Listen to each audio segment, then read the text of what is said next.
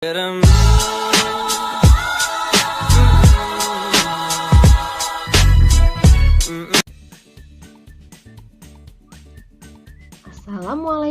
warahmatullahi wabarakatuh.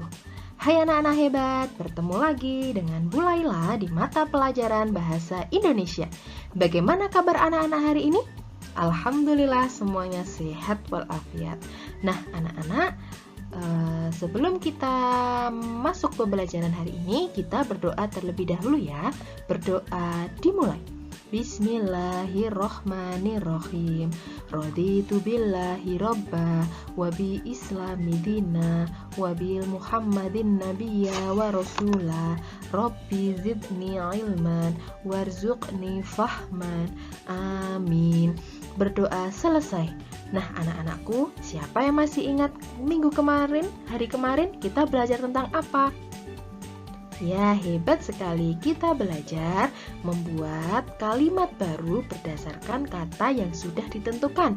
Jadi misalkan Bu Laila menyuruh anak-anak membuat kalimat dari kata belajar. Jadi anak-anak membuat kalimatnya harus ada kata belajarnya. Contohnya, Mas El belajar bahasa Indonesia ditemani ibu. Nah, itu ada kata belajarnya. Tidak boleh buatnya gini, Mas El membantu ibu membersihkan dapur. Itu salah, karena tidak ada kata belajar. Jadi membuat kalimatnya berdasarkan dari kata yang ditentukan oleh gurumu. Nah, selanjutnya kita akan belajar tentang apa? Ya, kita akan belajar kegiatan jual beli dan memenggal kata. Siapa di sini anak-anak yang sudah pernah melakukan kegiatan jual beli? Hebat, tentunya sudah banyak ya anak-anak yang bisa. Dan kita juga akan belajar memenggal kata. Dulu di kelas 1 anak-anak pernah ya bersama Pak Indro belajar memenggal kata berdasarkan suku katanya. Coba diingat-ingat lagi ya. Kenapa kita belajar ini? Supaya anak-anak bisa mengetahui kegiatan jual beli itu sebenarnya kegiatan yang gimana. Nah, cara memenggal kata yang baik itu gimana supaya anak-anak bisa tahu. Nah, di pembelajaran kali ini kita akan belajar kompetensi dasar 3.1. Merinci ungkapan, ajakan, perintah, penolakan yang terdapat dalam teks cerita atau lagu yang menggambarkan sikap hidup rukun. Nah, anak-anak, kita akan belajar yang pertama, kegiatan jual beli. Nah, sebelum kita tahu apa itu kegiatan jual beli, anak-anak silakan saksikan video pembelajaran berikut ini ya.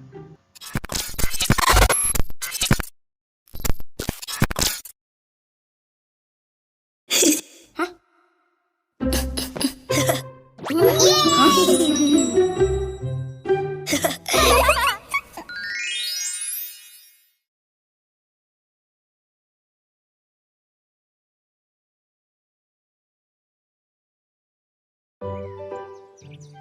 Kue cubit. Silakan Bu. Dibikin Kue cubitnya. dadakan 500-an. Kue cubitnya Bu. Beli apa ya? Silakan dibeli Bu. Silakan Bu. Ini kue cubit terenak buatan rumah. Kue cubit ya. Boleh deh 2 bungkus. Wah, ini uangnya ya. 2 bungkus. Mantap. Alhamdulillah. Makasih ya Bu. Bu, ini uangnya belum ada kembaliannya. Kalau ada uang pas 20.000 aja Bu. Iya Bu. Buat kalian aja deh kembaliannya. Saya lagi buru-buru nih. Bu, ini Makasih ya, pelajaran Dek. Bu. Ini gimana? Tuh.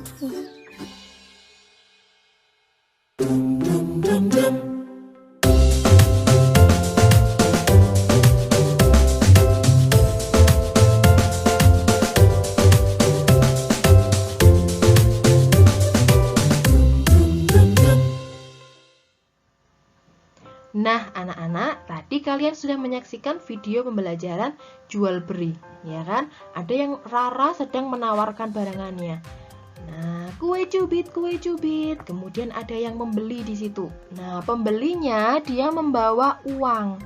Jadi Rara ngasih kue cubitnya dan pembelinya itu memberikan uang. Nah, di situ terjadilah kegiatan jual beli. Nah, jadi kegiatan jual beli adalah kegiatan untuk mendapatkan barang, di mana barang itu harus ditukar dengan sejumlah uang. Itu yang dinamakan kegiatan jual beli. Seperti Rara tadi, Rara dan Nusa di situ sebagai penjual. Nah, dia menjual dagangannya dengan menawarkan dagangannya. Kue cubit buatan Uma. Nah, itu dia menawarkan dagangannya. Kemudian ada pembeli yang datang. Di situ pembelinya membeli. Nah, Rara memberikan kue cubitnya dan pembelinya memberikan uang. Yaitu dinamakan kegiatan jual beli. Nah, kegiatan jual beli pun ada syaratnya. Syarat bisa terjadinya kegiatan jual beli. Yang pertama tentu harus ada penjual. Yang kedua pembeli, yang ketiga barang dijual, dan yang keempat uang. Kalau tidak ada keempat itu, tidak bisa terjadinya jual beli. Nah, misalnya kita mau beli, tapi nggak ada penjualnya, nggak bisa. Kita mau kegiatan jual beli, tapi nggak ada pembelinya, itu juga nggak bisa. Kita mau menjual, tapi nggak ada barang yang mau dijual, dan itu juga nggak bisa. Jadi 4 syarat itu harus ada penjual, pembeli, barang yang dijual, dan uang. Nah, ini ada tempat terjadinya jual beli. Ada pasar tradisional. Pasar tradisional itu kayak Rejowinangun. Nah, di pasar tradisional itu masih terjadi tawar-menawar. Nah, misalnya ibu penjualnya memberi harga 5.000, nanti pembelinya menawar 4.000 boleh nggak Bu? Itu namanya tawar-menawar ya. Tawar-menawar masih adanya di pasar tradisional. Beda lagi di sebelahnya, yaitu di supermarket. Di supermarket itu tidak terjadi tawar-menawar. Jadi dia yang beli langsung ambil barangnya, kita sudah tahu harganya dan langsung dibayar di kasir. Tidak terjadi tawar-menawar seperti di pasar tradisional. Nah, selanjutnya ada toko kelontong. Toko kelontong itu toko yang jual kebutuhan sehari-hari. Ada sabun, makanan, minuman, beras. Nah, itu namanya toko kelontong ya. Di sini juga tidak bisa adanya tawar-menawar. Dia sudah menjual dengan harga yang diberikan oleh penjualnya. Dan di sampingnya ada koperasi. Nah, di situ Bu Laila memberi contoh koperasi sekolah. Koperasi sekolah itu koperasi atau tempat berjualan yang ada di sekolah, yang disediakan oleh sekolah untuk memenuhi kebutuhan siswa-siswanya. Nah, kemudian ada lagi pedagang kaki lima. Nah, dia berjualan sayur berkeliling ya. Kemudian ada mall. Nah, di situ mall bisa dilihat ya, di situ juga tempat terjadinya jual beli ya. Mall tidak hanya menjual bahan makanan, tapi dia menjual makanan yang sudah jadi, baju, bahkan ada menjual peralatan rumah tangga. Nah, di situ terjadinya jual beli. Nah, ini anak-anak, silahkan anak-anak di buku paket ada bacaan tentang koperasi sekolah. Bu Laila bacakan ya. Di sekolah Ino ada koperasi. Koperasi menjual kebutuhan siswa. Ada alat tulis, seragam sekolah, kue, dan minuman. Koperasi sangat membantu siswa.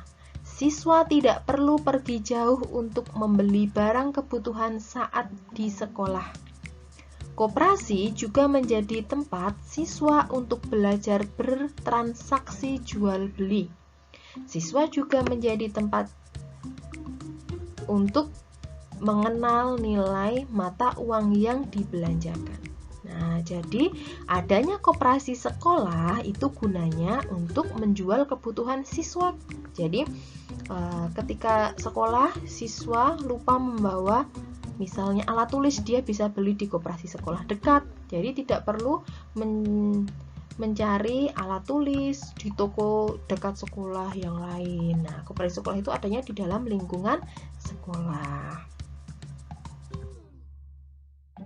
Nah, ada arti dari kata-kata yang sulit. Koperasi itu suatu tempat yang digunakan untuk menjual kebutuhan. Kalau bertransaksi itu adalah kegiatan jual beli barang kebutuhan. Nah, jadi ketika ada koperasi sekolah pun di situ juga terjadinya kegiatan jual beli barang.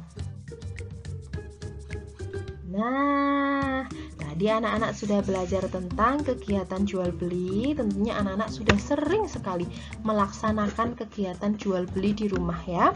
Di mana saja ketika anak-anak ingin membeli apapun, nah berarti anak-anak sudah melaksanakan kegiatan jual beli. Nah, selanjutnya kita akan belajar memenggal kata. Tentunya anak-anak sudah pernah belajar bersama Pak Endro memenggal kata. Kita ingat bersama-sama ya. Pemenggalan kata menurut suku kata. Pemenggalan kata adalah pemisahan kelompok huruf dari suatu kata. Jadi, ada kata kemudian dipisah-pisah. Cara memenggal kata dengan memperhatikan pengucapan atau bunyi bahasa suatu kata. Nah, kita belajar cara memenggal kata. Kita belajar bersama-sama ya, sambil mengingat-ingat materi di kelas 1 dulu. Nah, cara memenggal kata yang pertama, anak-anak harus memperhatikan. Jika di tengah kata terdapat huruf vokal, masih ingat huruf vokal? Ada A, I, U, E, O. Yang berurutan, pemenggalannya dilakukan di antara kedua huruf vokal itu. Contohnya, buah. Nah, itu di tengah ada huruf U dan A, makanya dipenggal. Jadi bu dipenggal dengan garis ah. Nah, kemudian saat ada huruf vokal yang berjejeran di tengah A dan A, kemudian kita pisah jadi saat. Nah, cara yang kedua, jika bertemu huruf AI, AU, E dan OI tidak boleh dipenggal. Contohnya pandai. Jadi pandai.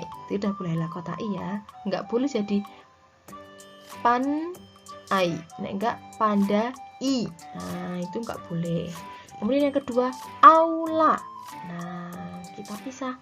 Au strip la.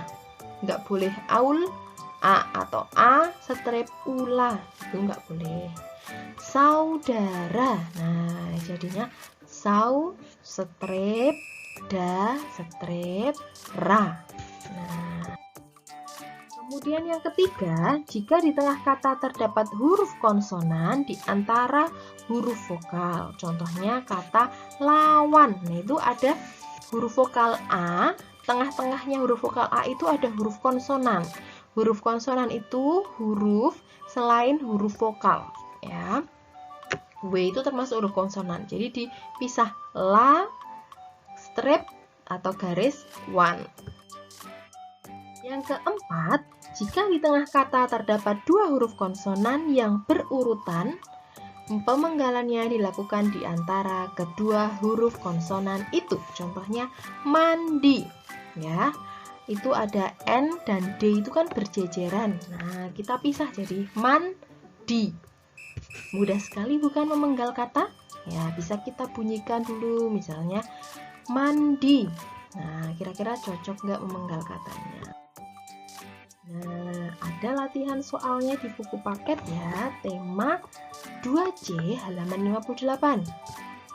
Nah, ada soal sekolah, seragam, koperasi, belanja, dan transaksi. Sekarang coba kita penggal yang sekolah. Kira-kira gimana? Udah mulai pinter. Sekolah. Ya, ada 3 suku kata. Sekolah. Kalau seragam? Iya, seragam. Kalau koperasi? Hebat sekali. Koperasi. Kalau belanja? Belanja. Hebat anak-anak. Sekarang yang terakhir, kalau transaksi. Transaksi. Hebat semuanya. Ini boleh ditulis di buku paket anak-anak ya. Iya. Nah, anak-anakku, sekian dulu belajar bahasa Indonesia bersama Bu Laila. Mulailah yakin anak-anak bisa memahami pembelajaran hari ini ya. Kita tadi sudah belajar memenggal kata berdasarkan suku kata. Kemudian kita juga sudah belajar kegiatan jual beli ya. Sekian dulu pembelajaran hari ini. Semoga anak-anak di rumah sehat selalu, patuhi nasihat orang tua, rajin sholat, rajin mengaji, dan jangan lupa makan makanan yang bergizi. Sekian dulu ya anak hebat. Jangan lupa belajar dan mengerjakan tugasnya. Wassalamualaikum warahmatullahi wabarakatuh.